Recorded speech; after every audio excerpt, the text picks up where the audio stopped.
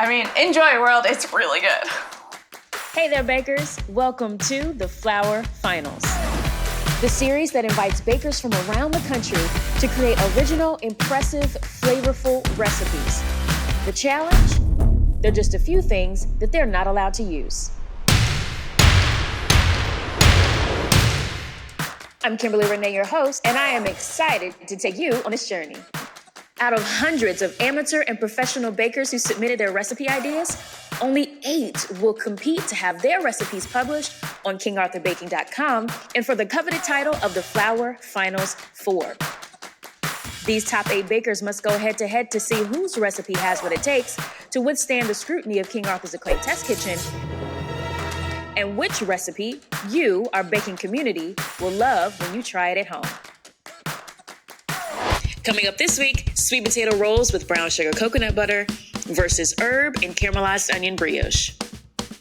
I think the roll is good. Super soft, super moist. All the things you kind of expect, right? Yeah, I feel like there's a lot of flavor right on the initial upfront note, and then it just kind of fades. I think the rolls are almost sweeter than the coconut butter. Yeah. The aroma is really nice. The flavor of the caramelized onions is really good. So this is the slice. It's really actually quite nice. I'm impressed with this. It's like I want to cut it up and make croutons, but it wouldn't live long enough to be stale. I think this is winner chicken dinner in Savorland. My name is Kendra, and this is my vegan herb caramelized onion brioche.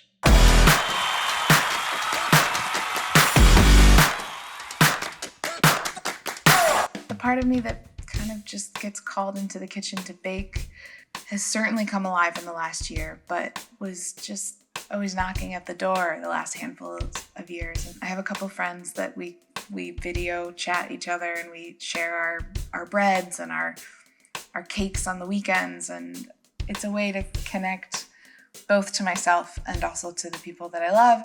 When you make this at home, I hope it's a lot of fun. I hope it fills your house with a lot of flavors and smells. It almost feels like a complete meal.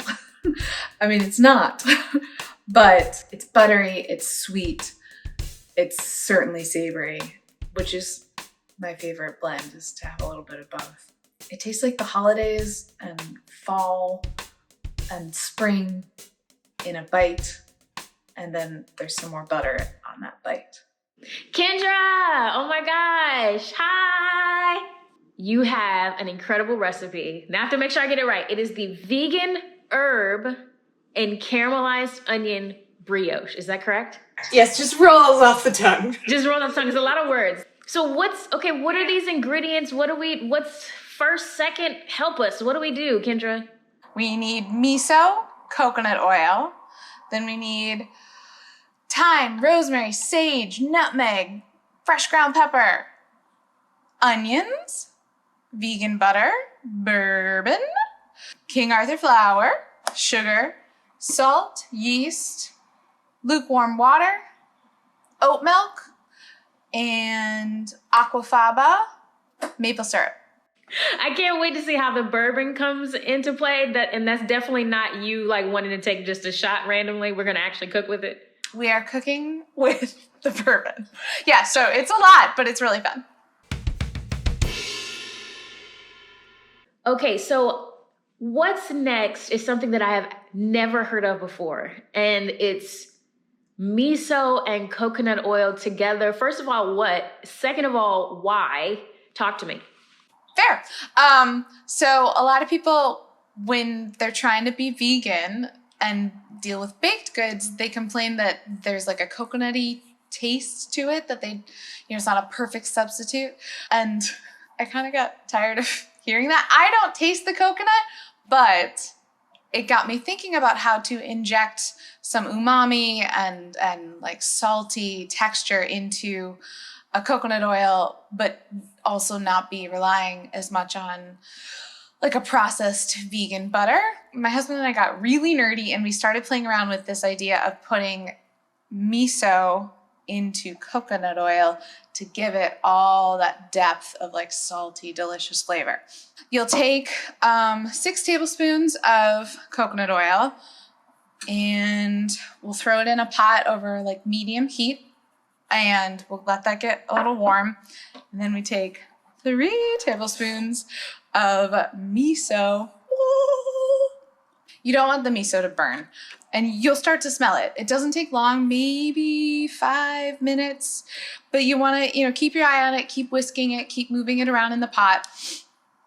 Now, the purpose of this is to replace like an oil that would go into the bread, right? Yes. This is how I'm dealing with the vegan fat aspect of the dough. So then, you just want to strain the miso and you get this like really thick champagne colored, beautiful oil that you can use in really any baked good, but it's really fun in this already quite savory baked good. It really adds a lot of layers. I love that. I feel like you've invented something. Thank you for that, Kendra. I mean, enjoy, world. It's really good. Let's make this dough. We're gonna take 420 grams of King Arthur flour.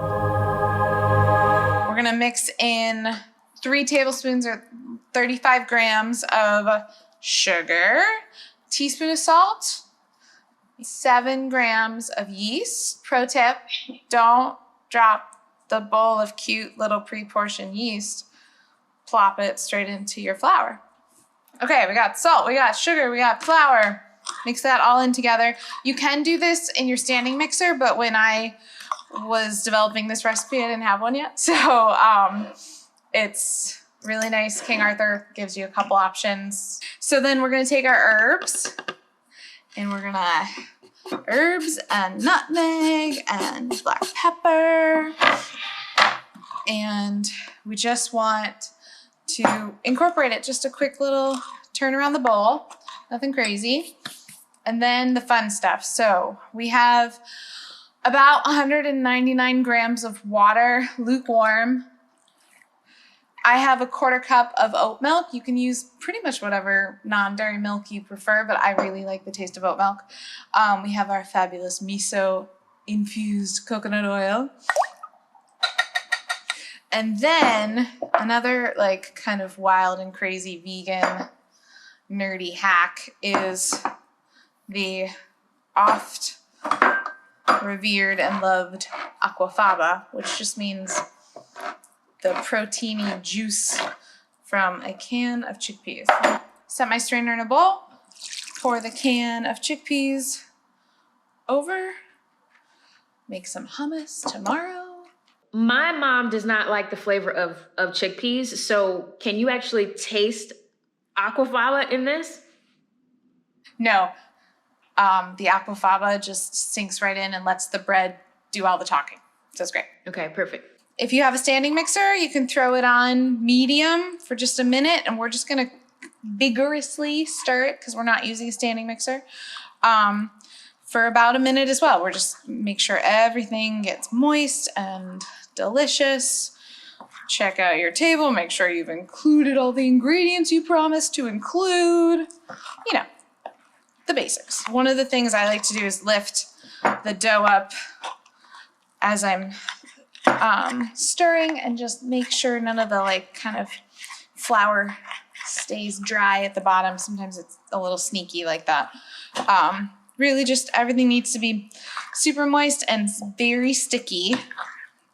You know, this is gonna rise for about 1.5 to 2 hours before it doubles in size, and you can do a bulk rise in any container. It can stay in this, but if you wanna throw it in just another kind of larger vessel, that's always helpful. And then you throw a cloth over it, and 2 hours later, you have something magnificent.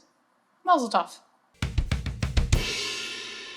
Okay, so it looks like we're working now with onions, which is like, it's probably my favorite thing to cook with. I think I put onions in everything. I've never put onions in bread, so I'm learning from you. Tell me, what are we doing next?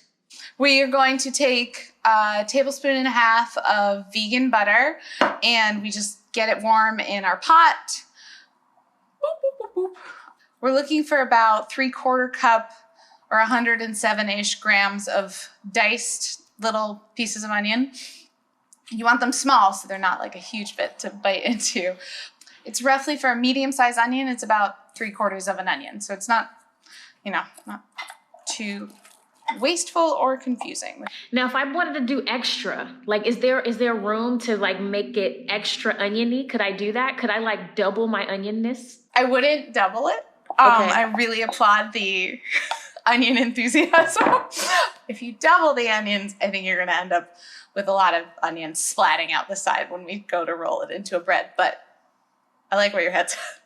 Using this jam, how long are these onions going to cook? Like and is it high? Is it on low? Like, tell me about this process. Cause I'm hungry. So how long is this going to take me? Well, I'm really glad you asked that, because this is where I can foul up really easily, because I'm hungry too and very impatient, especially with onions and deliciousness. Caramelizing onions takes a while. Once the butter's hot, the caramelized onions are probably on the stove for upwards of 20 minutes. Just really, you're kind of on a low, medium heat, and you just want to let them really take their time coming to life. And if you're like me and you just kick up the heat, you'll be very sad. So don't be sad and just sit on your hands. Once the onions are starting to brown and looking really kind of luscious and really fragrant, then you add something even more delectable. And if they're browning on the bottom of your pan, you take 3 tablespoons, is about 40 grams of bourbon. And you pour it right in, and it'll sizzle and kind of add to that brown in the bottom of your pan and let the onions just do this delicious bourbon dance, basically. At this point, I would say you're stirring more after you've put the bourbon in, because you really want to help. Part of the deglazing with the bourbon is to get that brown from the bottom of the pan up and into the onions. Get it to a really jammy, like really unctuous place, and then you set it aside to cool. We have our dough that's been sitting and rising for the last hour and a half to 2 hours. So not too long, plenty of time to get all puffy. You want it to kind of almost double in bulk.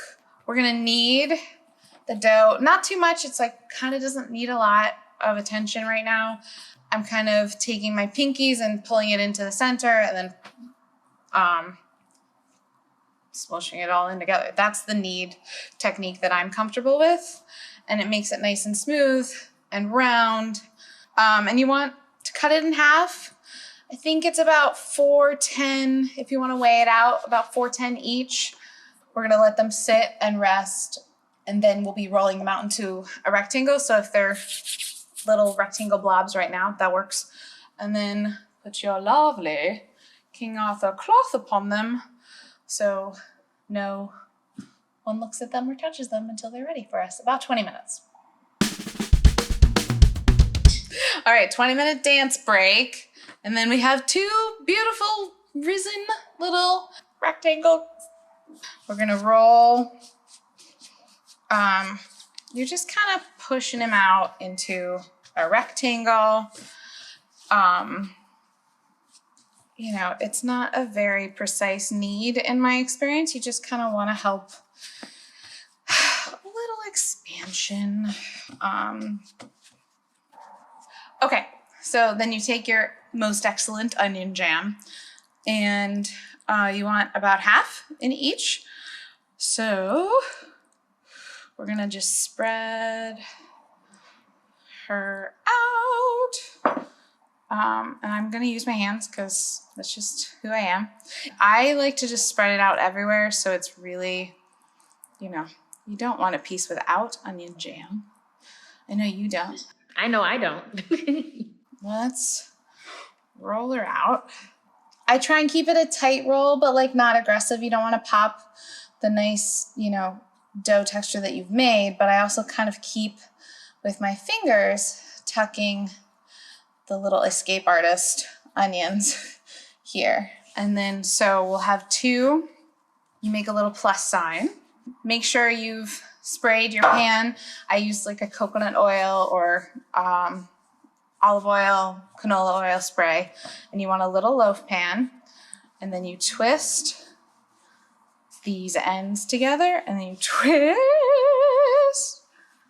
these ends together. And then, look how pretty. She's a beauty. So yeah, you have a little twisty twist, which makes a really nice shape once it's all baked. And we're just gonna leave it under the cloth for another 20 minutes, a little 20-minute dance break round 2. We're gonna wait. We're gonna let the oven heat up, let the dough rise. So about 20 minutes, throw your oven on 375. And then right before you pop her in, you'll do the eggless wash, which I can show you next. 2 dance breaks later, what do we have? We gave her plenty of time to sit, and look how pretty. The oven's ready for her. So I've taken 2 more tablespoons of the aquafaba, and I've mixed it with 2 tablespoons of maple syrup. And this is our eggless egg wash.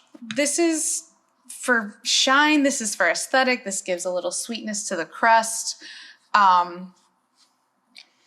Plus, it's always fancy when you brush something. Is that just me? Am I the only one that thinks that when you're using a brush in the kitchen, you must be really doing something well? Look how shiny she is. She's so pretty. I would pop her right in the oven right now. The oven's at 375. It's ready. Let's do it. I'm ready to eat it. What would you eat with this? Like, would you make it a sandwich? Like, what do we do with it? She's great with coffee. This whole recipe was born of kind of like an autumnal holiday meal. So with the lentil gravy and maybe some like roasted vegetables, because you just really have the entirety of the earth is in this bread. So there's sweetness, there's a lot of savory, there's onion. Yes, I would just put it in my face. But I also think if you don't want a whole dessert, she's like a nice snack after dinner, but like not super, super sweet. Would you take some vegan cheese, put it in the middle, and grill it for a grilled cheese sandwich that's like Thanksgiving-y? Leveled it all up. Yes, let's do that. Can we all do that right now?